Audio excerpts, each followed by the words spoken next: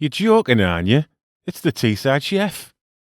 We're making an epic chip butty today, a chip butty splash in fact, with lashings of curry sauce and piles of chip shop scraps. And we're also going to deep fry this delicacy 2 ways, so stick around for that. And I was surprised what happened when I deep fried this chip butty, especially when I did it the second way, but that's all coming up later. For now we need our bread, and this bread bun I'm cutting here is a Geordie Stotty bread cake, and the firmer texture of this oven bottom bread will prevent the whole thing from absorbing too much oil. Or at least that's the theory. We'll see. I'm spreading a thin layer of butter on this bread here. In the UK, there are so many names for bread buns depending on where you come from, and I'd be interested to know in the comments what you call a bread bun where you grew up. Chips on next, my triple cooked chips, of course, and I've read through some of the comments on my channel that some people prefer soft, mushy chips, which shocked me. Homemade chip shop curry sauce going on here, link below for this, and this is the splash component of the chip butty splash.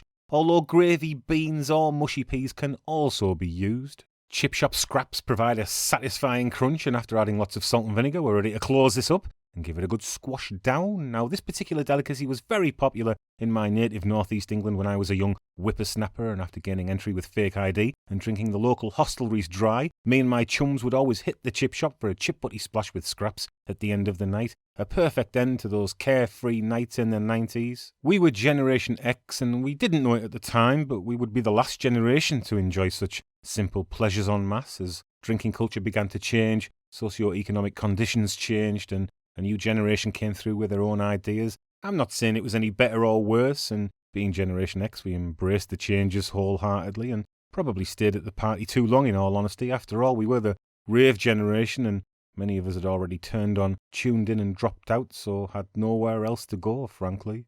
And while we're on the subject of hedonism, is there anything more hedonistic than a deep-fried chip butty?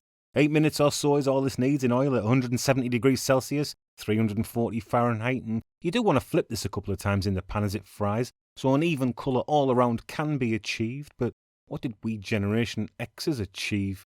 A numerically small cohort, born and raised during a period of economic uncertainty and underrepresented in popular culture. We've become the forgotten generation. The latchkey kids became the islands of one as adults. Maybe our fierce individuality and self-reliance is our legacy. A legacy that will go underappreciated. But one thing that definitely should not go underappreciated is this deep-fried chip butty. I'm going to cut it now, and that batter is crisped up perfectly around that stotty bread cake. And you can see that the oil has not soaked through into the bread and everything has remained intact inside. The crispy shell, the soft bread with the chips, the tangy spicy curry sauce and crunchy scraps, the flavours are amazing, but it's the texture that really surprises. Almost like a savoury donut, but with a crispy coating. There is something unique about a deep-fried chip butty. And being a product of my birth year, I had to see if I could push it one step further just for the sake of it. So I battered the chip butty splash and covered the whole thing in panko.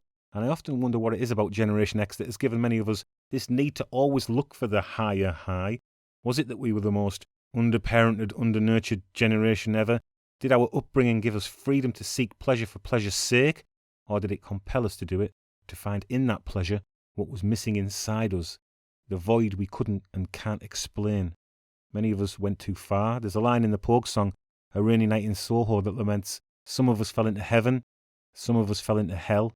This recipe is a metaphor in a way, being a perfect example of what can happen when you go too far, because you can see when I open and show the inside of the double-fried panko chip butty that it has also fallen into hell. The oil is soaked all the way through the bread, making this version, if not forgettable, absolutely unpalatable. But if Generation X eats this version regularly, we'll all get heart disease and quietly shuffle off this mortal coil a lot quicker and not be a bother to anyone, just as we've always had to be.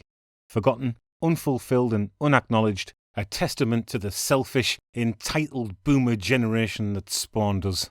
Thanks for watching, everyone, and I'll see you next time, Ta-ra.